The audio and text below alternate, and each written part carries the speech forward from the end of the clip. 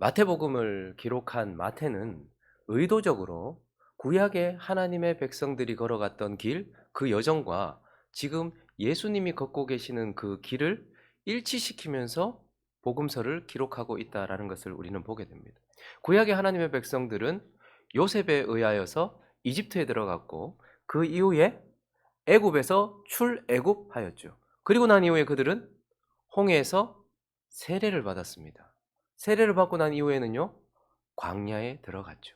그리고 광야에 들어가고 난 이후에는요, 시내 산에 이르게 되었고, 그 산에서 하나님은 그들에게 율법을 주시고 자기 백성들을 가르치셨어요. 지금 예수님이 걷고 있는 그 길을 지금 마태는 의도적으로 일치시키고 있다는 것을 보게 돼요. 예수님도요, 요셉에 의하여서 이집트에 들어가십니다. 그리고 이집트에서 나오고 난 이후에 그 다음 행적이 뭐죠? 바로 세례 요한에게 세례를 받으세요. 그리고 난 이후에는요, 광야로 들어가십니다. 그리고 이어지는 오늘 본문이 무엇을 말해주고 있습니까? 1절과 2절을 한번 읽어볼까요? 시작. 예수께서 무리를 보시고 산에 올라가 앉으시니 제자들이 나온지라 입을 열어 가르쳐 이르시되. 구약의 백성들이 광야에 들어가고 시내산에 이르러 율법을 받고 하나님께 가르침을 받았던 것처럼 이제 예수 그리스도도 광야를 지나서 자기 백성들을 어디로 데려가십니까? 산으로 데리고 가십니다. 그리고 구약 백성들에게 율법을 주셨던 것처럼 예수님은 우리가 팔복이라고 말하고 그것으로부터 시작해서 쭉 이어지는 산상수훈이라고 말하는 예수님의 계명, 예수님의 말씀, 그것을 지금 하나님의 백성들에게 주시면서 자기 백성들을 가르치고 계시는 것입니다. 하나님께서 구약에 있는 자기 백성들에게 율법을 주셨던 이유는 그들이 이 율법을 통해서 하나님의 백성이 되도록 하기 위한 것이 아니었고 하나님의 백성이기 때문에 율법을 주신 거예요. 그러니 율법은요, 하나님의 백성이 되는 길을 제시하는 것이 아니라 하나님의 백성이기 때문에 받은 것이란 말입니다. 그러므로 거기에는 율법에는 하나님의 백성이기 때문에 어떻게 살아야 되는지에 대한 우리의 삶에 대한 지침도 있지만 먼저 우선적으로 누가 하나님의 백성인가? 하나님의 백성은 어떤 정체성을 가지고 있는가가 율법에 드러나요. 마찬가지로 예수님께서 산에 자기 백성들을 데리고 가셔서 팔복으로 우리가 흔히 팔복이라고 말하는 그 말씀으로부터 시작해서 주신 이 모든 산상수훈이라는 하나님의 예수 그리스도의 말씀도 우리가 하나님의 자녀가 되기 위하여 주신 말씀이 아니에요. 우리가 하나님의 자녀이기 때문에 주신 말씀이다라는 거예요. 그렇기 때문에 이 5장부터 시작해서 이제 이어지는 산상수훈은요, 우리가 하나님의 백성이 되기 위해서 주어진 것이 아니고 하나님의 백성이기 때문에 주어진 거예요. 그렇기 때문에 이 산상수훈 안에는 우선적으로 무엇이 들어있겠습니까? 하나님의 백성이 누구냐? 하나님의 백성은 어떤 정체성을 가지고 있느냐? 누가 하나님의 백성이냐라는 하나님의 백성들에 대한 정체성을 가리키는 내용이 우선적으로 드러난다는 말입니다. 그러므로 우리는 이제 우리가 흔히 팔복이라고 말하는 이 말씀으로부터 시작해서 이어지는 오늘 본문까지의 말씀을 통하여서 먼저 누가 하나님의 백성이냐?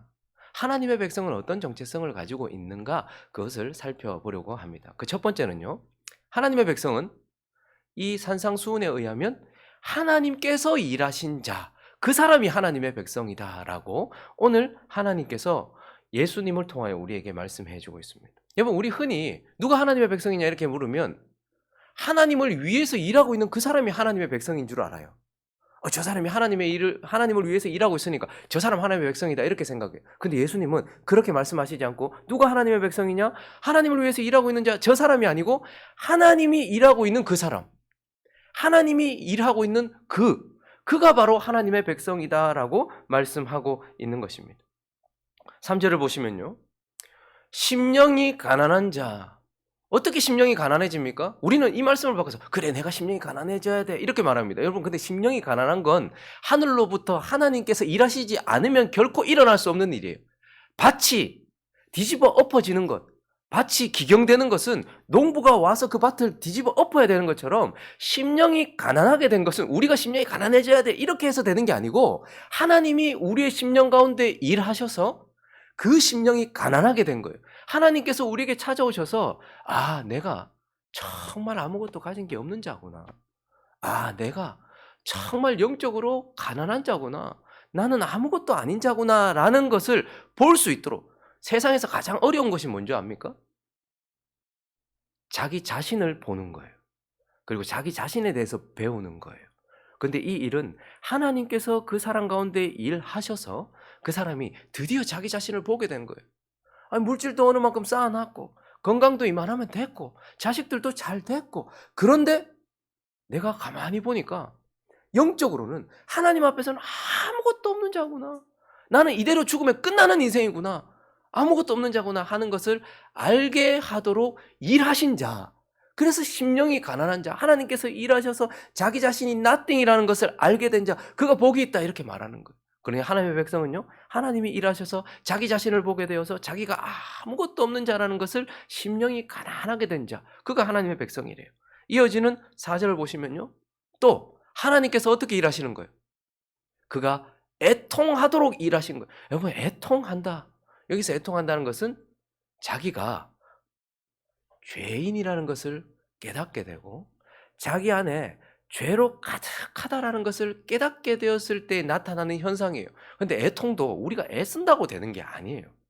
하나님이 우리 인생 가운데 일하셔서 내 속에 있는 죄를 보게 하시고, 그리고 내가 죄가 가득한 인생이구나, 하나님 앞에서는 심판받을 수밖에 없는 인생이구나, 어떻게 해야 되지라는 것을 하나님이 일하셔서 깨닫게 되었을 때 나타나는 표현, 그게 바로 애통이고 회개라는 거예요.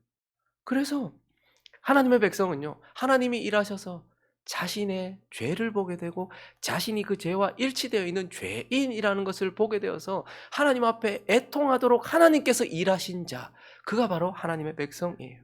그리고요, 이어지는 5절을 보면요, 온유한 자는 복이 있나니. 여러분, 온유는 우리가 마음먹는다고 되는 게 아닙니다. 지금까지 내가 주인 되어 살아가고 내가 높은 자리에서 살아가고 나를 키우기 위해서 살아갔던 내가 자기 자신을 하나님께서 보게 하심으로써 내가 아무것도 없는 가난한 자고, 그리고 내가 죄인이라는 것을 깨닫게 하였을 때, 그때에 비로소 하나님 앞에 자기 자신을 낮추고 깨뜨렸을 때 나타나는 현상이 바로 온유함이에요. 그래서 하나님이요, 우리 자신에게 일하셔서 나는 하나님 아니면 안 됩니다라고 하나님께 무릎을 꿇게 하신 은혜를 받은 자, 하나님이 일하신 자, 그가 바로 하나님의 백성이다라고 말하고 있어요. 그리고 이어지는 6절은요, 뭐요? 의에 줄이고 목마른 자. 여러분, 우리는요 항상 줄이고 목말라요. 근데 꼭 세상 것에 대하여, 육적인 것에 대하여서만 감각이 있어요. 근데 하나님이 일하시면 어떤 현상이 이제 일어나는가? 그 무릎 꿇은 하나님 앞에서 내가 의롭고 싶은 거, 하나님 앞에 옳고 싶은 거. 지금까지는 내가 생각할 때 내가 옳았어. 다른 사람이 봤을 때는 괜찮았어요. 세상의 것에 굶주려서 이것도 찾고 저것도 찾았어요. 근데 하나님이 일하시니까 의에 줄이고 목마른 거. 하나님 앞에서 내가 옳은 삶이 되고 하나님 앞에서 내가 옳은 자가 되어야 되는데 라는 마음을 가지게 하나님께서 일하신 자. 그래서 하늘의 것에 대하여, 하나님에 대하여 줄이고 목마른, 하나님 앞에서 옳고 그렇게 의롭기를 원하도록 그렇게 하나님께서 일하신 자, 그가 바로 하나님의 백성이다라고 말하면서, 팔복, 우리가 흔히 말하는 팔복은요, 우리가 추구해야 될 열심이 아니고 하나님의 열심으로 이루어진 우리의 결과를 말하는 거예요. 그래서 누가 하나님의 백성이냐? 하나님을 위해서 일하는 그가 아니고 하나님이 그를 위해서 일한 자, 그가 바로 하나님의 백성이다. 이것이 첫 번째 산상수훈에서 우리를 향해 주시는 하나님의 메시지입니다. 그리고 두 번째, 누가 하나님의 백성이냐? 두 번째는 하나님께 열매를 맺는 자, 하나님을 향해 열매를 맺는 자, 그가 또 하나님의 백성이래요. 여러분, 하나님이 일하셨어요. 농부가 밭에 기경을 했어요. 갈아엎었단 말입니다. 씨도 뿌렸어요. 그러면 어떤 일이 일어나야 될까요? 열매가 맺혀져야 되는 거예요. 하나님이 우리 가운데 일하셨어요. 그리고 지금도 일하고 계세요. 그래서 하나님의 백성은 단순히 하나님이 그냥 일하신 자만이 아니라 하나님의 일하심으로 말미암아 지금 하나님을 향하여 열매를 맺고 있는 자예요. 그래서 이어지는 7절을 보시면 어떤 열매가 맺혀집니까? 읽어볼까요? 시작. 긍휼히 여기는 자는 복이 있나니 그들이 긍휼히 여김을 받을 것이며. 어떤 열매가 맺혀지는가? 이웃을 향하여, 사람들을 향하여, 형제를 향하여, 죄인을 향하여, 나와 같이 아무것도 아닌 자, 그리고 나와 같이 죄인인 자, 나와 같이 하나님 없는 인생을 살아가고 있는 자, 그런 자들을 향하여 어떤 자가 되어지는 거예요? 지적하는 자, 그리고 그들을 헐뜯고 비난하는 자, 원망하고 불평하는 자가 아니라 그들을 향하여서 긍휼히 여기는 자가 되어지는 거예요. 그러한 하나님을 향하여, 사람을 향하여, 하나님 앞에서 사람을 향하여 긍휼히 여기는 그러한 열매를 맺는 자. 그리고요, 8절은요, 이 열매가 사람을 향해서만이 아니고 위를 향해 하나님을 향해서도 열매를 맺는데 어떤 열매를 또 맺습니까? 마음이 청결한 자가 되는 거예요. 그래서요, 하나님이 일하신 자는 또한 하나님께 열매를 맺는데 어떤, 하나님 앞에서 자기 자신의 마음, 자기 자신을 청결하게 하는 자, 정결의 열매를 하나님을 향하여 맺는 자. 그래서 처음에는요, 죄를 보고서 애통했어요. 근데요, 열매는 거기서 더 나가는 거예요. 죄를 보고서 애통하기만 한 것이 아니라 이제 그 죄를 버리는 거예요. 청결하게 하는 거예요. 그리고요, 죄를 씻는 거예요. 그래서 하나님 앞에서 사람을 긍휼히 여기는 자로서의 열매, 그리고 하나님을 향하여 정결해지고 거룩해지는 자로서의 열매를 맺는 자. 근데 열매는요, 맺혀지면 점점 어떻게 됩니까? 익어가요. 점점 익어가요. 무르익는단 말이에요. 그래서 오늘 이 열매는요, 9절로 이어져요. 화평하게 하는 자, 사람을 향해 긍휼히 여겼어요. 근데 그 열매가 더 맺혀져서 어떻게 해요? 그 긍휼한 자들에게 하나님을 소개하고 하나님과 맺어주기 위하여 하나님과 화평케 하는 자리에까지 나가는 열매를 맺는 거예요. 그러니 긍휼히 여기는 것도 엄청난 열매지만 그 긍휼히 여기는 그 사람들이 하나님과 화평하게 하도록 그 자리에까지 가도록 열매가 맺혀지는 거예요. 그리고요, 10절은요, 하나님을 향하여 정결함의 열매를 맺던 그가 이제 하나님 앞에 옳음을 유지하기 위하여 의를 위해서 어디까지 받는 거예요? 박해까지 받아도 핍박을 받는 자리에까지 가는 거예요. 그러니까 이 열매를 자세히 보면 하나님이 먼저 일하셔야 돼요. 밭을 뒤집어 엎으셔야 돼요. 그리고 씨를 뿌리고 일을 하셔야 돼요. 그런데 그렇게 일했더니 하나님의 백성은 열매를 맺기 시작하더라. 어떻게 해요?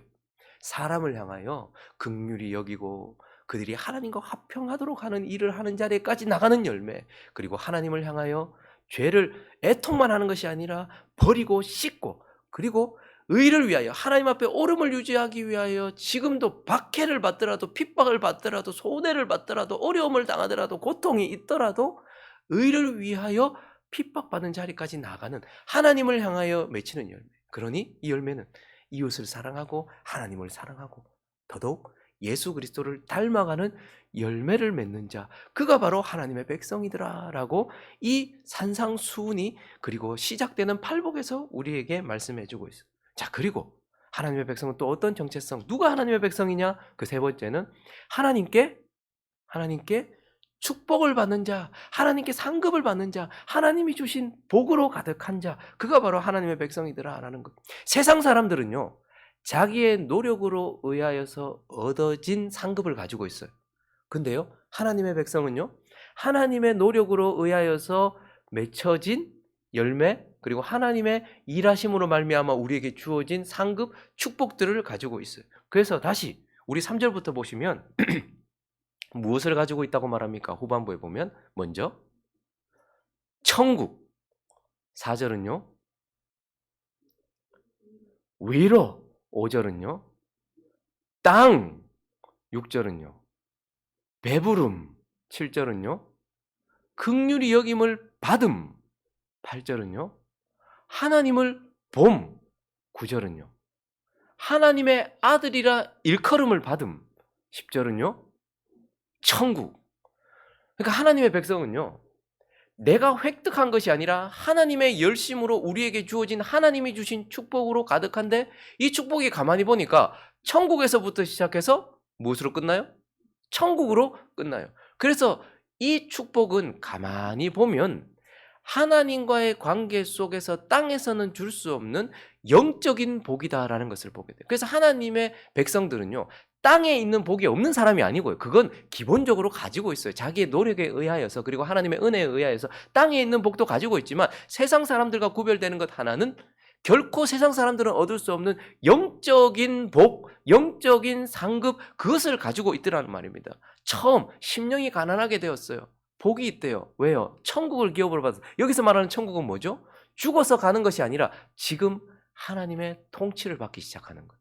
하나님의 말씀에 의하여 하나님의 성령에 의하여서 통치를 받게 되는 거예요. 그래서 하나님의 나라, 천국은 하나님의 통치를 말하는 거예요. 그러니 하나님의 백성은 먼저 하나님께 통치를 받고 하나님께 다스림을 받는 축복으로부터 시작하여서 마지막 의를 위하여 핍박받는 자들은 복이 있나니 천국이 저희 것이며, 이 천국은 뭘 말할까요?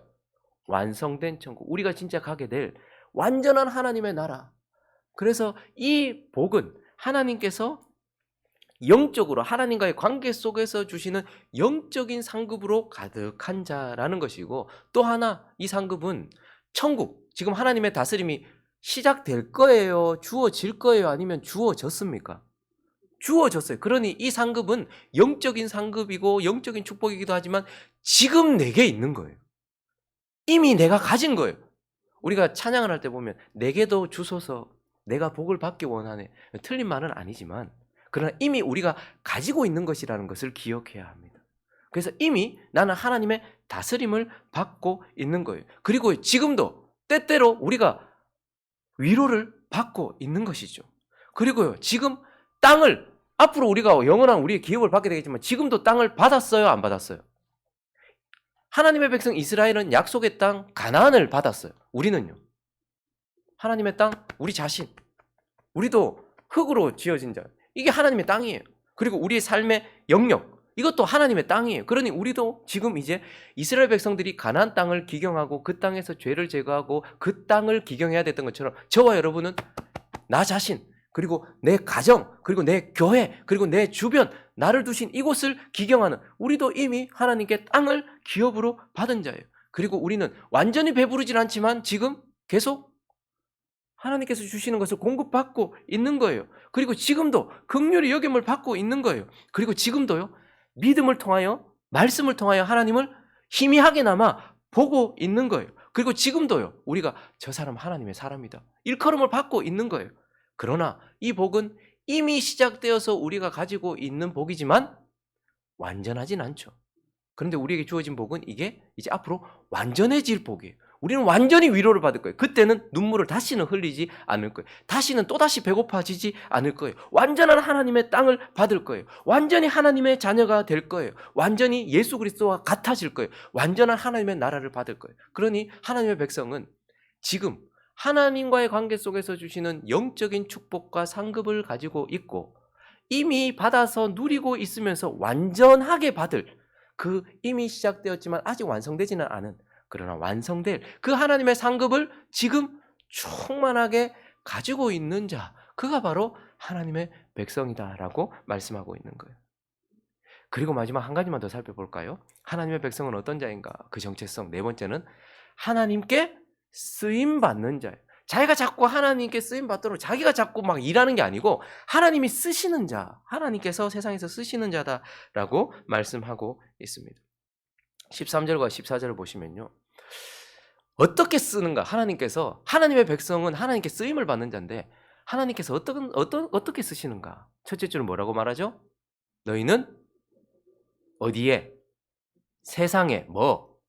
소금. 14절은요, 너희는 세상의 빛. 그래서 여러분, 하나님은요, 교회만 사용하시지 않아요. 다 도구예요.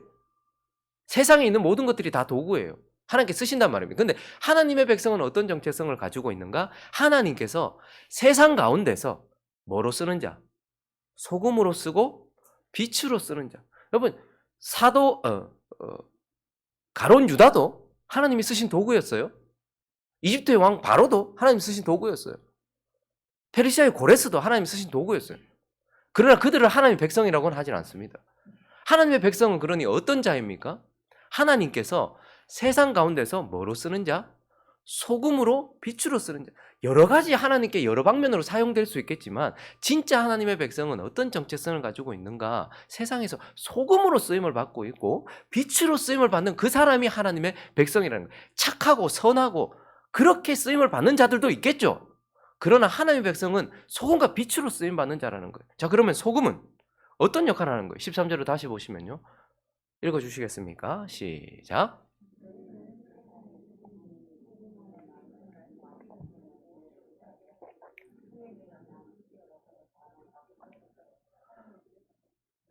세상에서 맛을 낸대요. 그래서 짜게 한대요. 그래서 소금은요, 태생적으로, 그냥 본래적으로 세상에 녹아져서 뭐 하는 거예요? 부패를 방지하는 거예요. 그래서 우리는요, 어떻게 보면 이건 소극적이고 수동적인 거예요. 그냥 소금은 뿌려지면요, 그 맛을 잃지 않았으면 그냥 그곳에서 부패를 다시 신선하게 하지는 않지만 그거는 하나님이 하시는 거고, 우리는요 그 부패를 멈춰서게 하는 거예요. 그래서 우리는 세상 가운데서 소극적으로 부패한 세상, 죄로 가득한 세상 가운데서 그것이 계속해서 치달아가지 않도록 우리는 부패를 막아서는 역할을 해요. 그런데 소금은요, 더 적극적인 역할을 합니다. 그건 뭐죠? 짜게 해요. 여러분, 짠 음식 먹으면 어떻게 됩니까? 반드시 목이 마르게 되어 있어요. 그래서 짠 음식을 먹은 사람은 반드시 목이 말라서 뭘 찾죠? 생수를 찾아요. 생수. 예수 그리스도가 내가 뭐라고 말합니까? 생명을 주는 생수단 말이에요. 그래서 소금은요, 사람들을 목마르게 해서 그들이 그 목마름을 진정으로 해결해 주실 생수이신 예수 그리스도를 찾게 만드는 역할을 한단 말이에요. 그래서 우리가 세상 가운데 있음으로써 부패가 멈춰서게 되고, 우리가 하나님의 자녀답게 살아감으로 인하여 세상 사람들이 목말라서 우리를 시원케 했고 우리에게 생명을 주었던 예수 그리스도를 찾게 하는 역할, 이게 바로 소금인 거예요. 그래서 우리는 세상에서 이렇게 쓰임 받는 자가 저 사람이 하나님의 백성이다라는. 그리고 또 하나는요, 빛이에요. 빛. 14절을 볼까요? 너희는 세상의 빛이라. 산 위에 있는 동네가 숨겨지지 못할 것이요. 15절 읽어주십시오. 시작. 15절. 사람이 등불을 켜서 말 아래 두지 아니하고 등경 위에 두나니 이러므로 집안 모든 사람에게 비치느니라. 빛에 그냥 수동적이, 그냥 비치면 나타나는 역할이 뭐죠? 비추는 거예요. 그래서 빛은 세상 사람들에게 비추어서 무엇이 옳은지 그른지, 여기가 뭔지, 이것이 제대로 된 건지 아닌지를 비춰주는 거예요.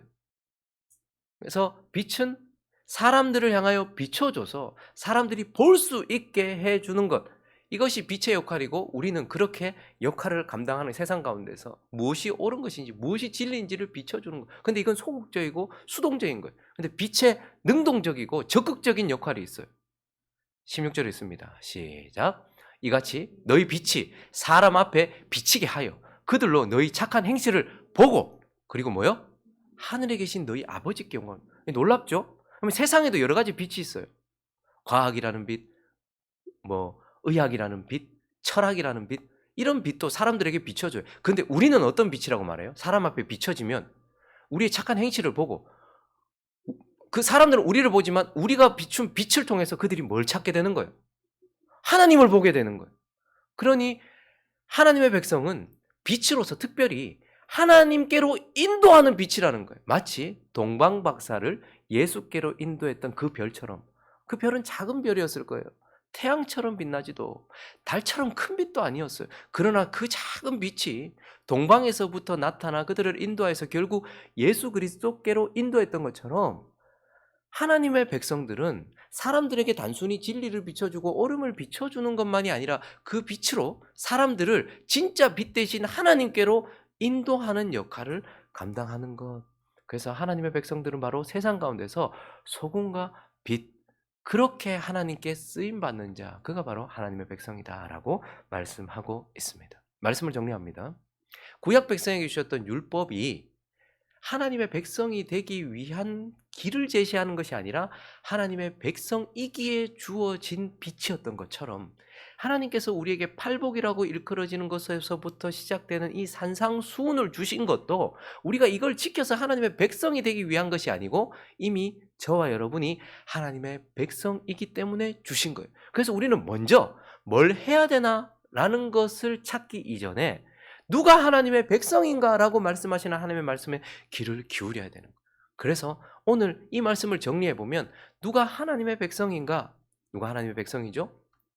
하나님께서 일하시는 하나님의 밭, 그가 바로 하나님의 백성. 하나님의 땅, 그가 바로 하나님의 백성이다라는 거예요. 그리고요, 하나님의 백성은 하나님이 거두시는 열매, 하나님의 열매. 그래서 하나님의 백성을 이렇게 정의를 내릴 수 있어요. 하나님의 땅, 하나님의 밭, 그리고 하나님의 열매. 그리고요, 하나님께서 주신 축복으로 가득하니까 하나님의 면류관, 하나님의 자랑, 하나님의 보물. 그래서 너희는 내 소유요 이렇게 말할 때 보석이다 이런 뜻이거든요. 하나님이 주신 것으로 아름답게 치장된 하나님의 면류관, 그가 바로 하나님의 백성이고 또한 하나님의 도구, 밭, 열매, 그리고 보물, 도구, 그가 바로 하나님의 백성이다라는 것을 기억하시고, 그게 바로 누구라는 것을 마음에 새겨야 될까요? 오늘 이곳에 앉아 있는, 그리고 말씀을 듣고 있는 저와 여러분이다라는 것을 기억하셔서 하나님의 주신 복, 그것을 마음껏 누리는 하나님 백성 되시기를 예수 그리스도의 이름으로 축원합니다.